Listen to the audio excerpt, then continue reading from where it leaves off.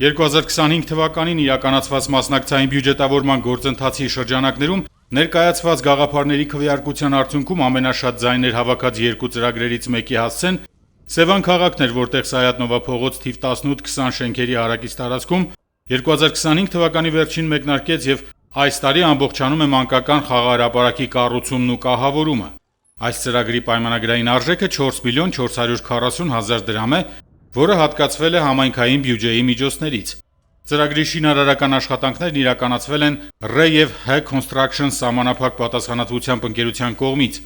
Շինարարական եւ բարեկարգման աշխատանքներին հաջորդել է խաղամիջոցներով կահավորումը, որի անհրաժեշտությունը զգացվում էր երկար տարիներ, որի կյանքի կոչումը սպասված էր ու ցանկալի։